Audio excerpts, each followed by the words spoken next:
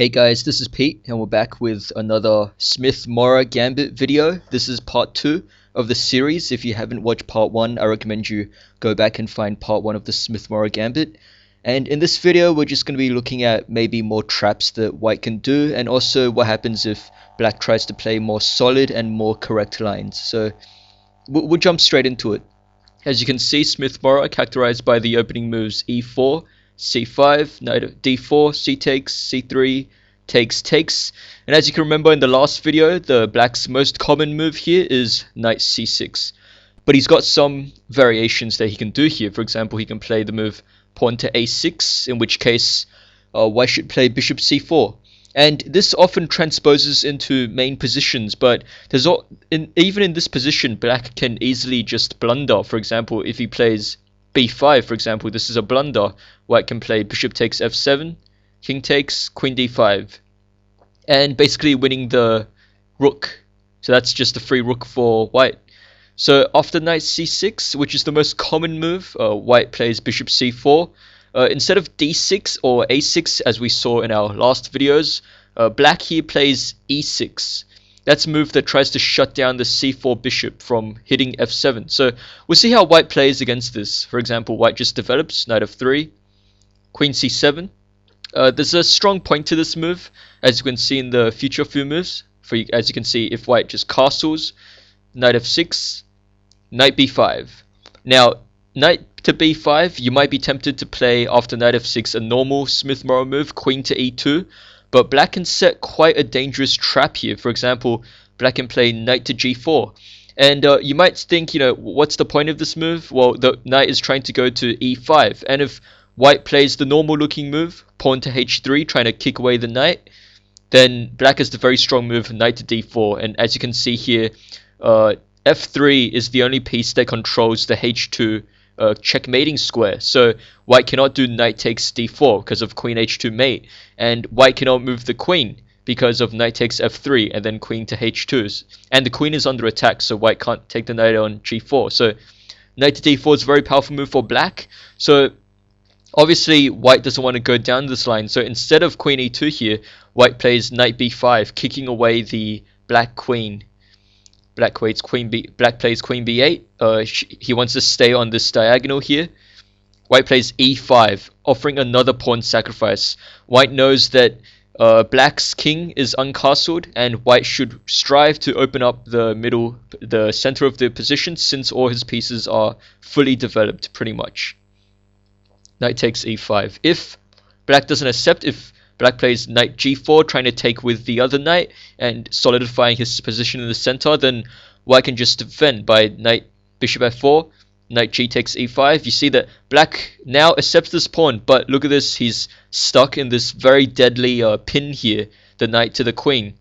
White can take advantage of this by playing knight e5, rook c1, d6. So black has to defend this knight somehow.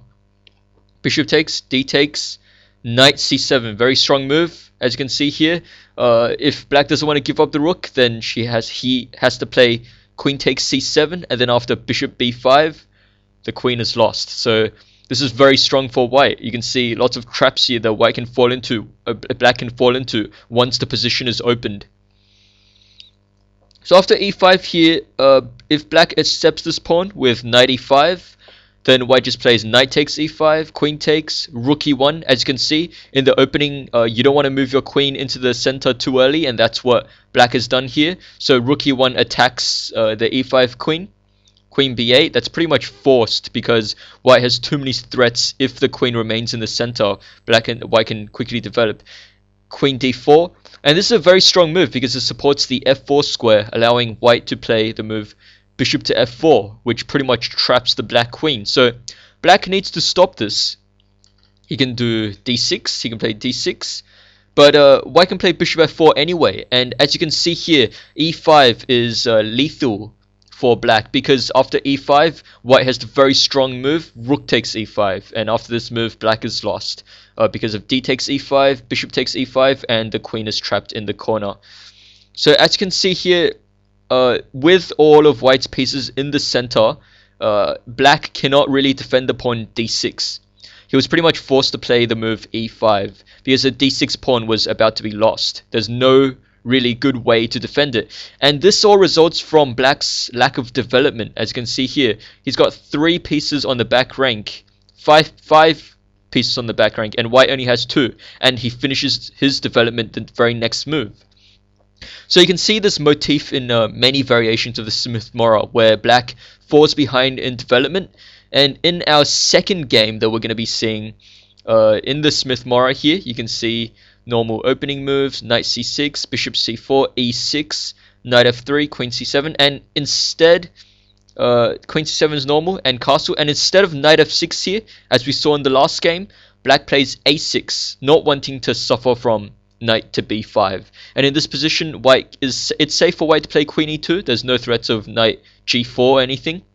And here black plays knight f6, and you can see white here can build a very solid and strong position just by playing the move pawn to e5, kicking the knight away to g4, bishop f4. And you can see here it's already quite uncomfortable for black, because the fraying moves d6 or f6 will make white's dark squared bishop very powerful. So you can see that if black plays bishop e7, for example, after h3, knight h6, rook fd1, you can see the white's rook controls the d file, and white's got moves such as knight e4 to e6, d6 coming, which will be very uncomfortable for black. So white would be already pretty much better in this position. And for example, if black tries to play, for example, f6 to try to take advantage of the position of the f4 bishop, then white already has a very strong combination, knight d5. And what this tries to do, it rips open the central position by offering a piece sacrifice, and black is pretty much lost. For example, we'll have a look. Black accepts this knight. This is pretty much the only move. He takes f6, so it's check, but with a queen. Knight c to e5, knight takes e5, knight takes, bishop takes, queen takes c4. It looks pretty good for black. Looks like he can get his material under control because the e2 queen is about to be swapped, but white ignores this and plays f takes g7. And look, the h8 rook is on with mating threats.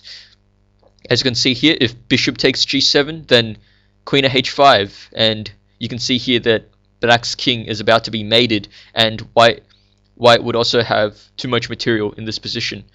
If, for example here, if queen takes e2, then just g takes h8, queen. And you can count the material here. White is much better with a strong attack as well. So that's what happens if black isn't careful. You can see here that this very strong move by white, knight to d5, totally destroys black if he tries to open up the position without his king being castled. And in our third game, we're going to see what happens if black is kind of a accelerated dragon player, if he's kind of a dragonish player, and he plays the move g6 very early. Knight c6, bishop c4, g6. And as you can remember in our first video that I talked about, you always have to find out when can you not play e5. And as you can see here, the move e5 is possible, but it loses a pawn. So we got to find ways how we can allow e5 to be played. So in this case, let's see if we can play the move, just play the move e5. So we play the move e5, offering a pawn sacrifice. If bishop takes e5, then white has the very strong move bishop takes f7, king takes f7, knight takes e5, knight takes, and queen d5. And you can see here that white regains his knight, and white regains his piece, and he's got a very strong attack because black's king cannot castle. Similarly, if black plays knight e5, then it leads to similar positions. Bishop takes, king takes, queen d5, e6, queen e5, and look at this. Black's king is stuck in the middle, and white has dark squared bishop to take advantage of the dark squared weaknesses around black's king. For example, queen f6, if black wants to swap off the queen, white can just play queen g3, and moves such as knight e4 to d6 and bishop f4 or bishop g5 follow. And this is quite strong for white because white can still castle and move his rooks to the center, while black has trouble finishing his development. For example, his c8 bishop G8 knight and his rooks have no really good squares for them to go to. So this is quite good for white. And for example, after e5, if black doesn't take this pawn, if he plays a move such as knight h6 instead, white can just play castles, castles, bishop f4, knight f5, g4. Normally this sort of thrust would be very weakening for white, but as you can see here, after knight h6, h3, white has just strengthened his position in the center of the field. So this is pretty nice for white here. He can launch attacks such as h4, g5 later on. And he's also ahead in development with a strong e5 pawn. So this is really nice for white.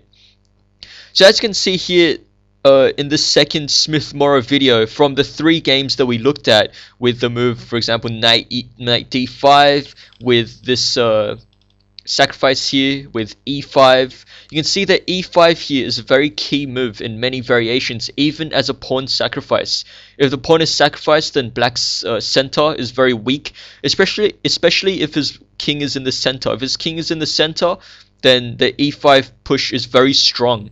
And what the e5 push does, if black doesn't take the pawn on e5, it allows white to move his pieces to the d6 square, and it's very cramping for black.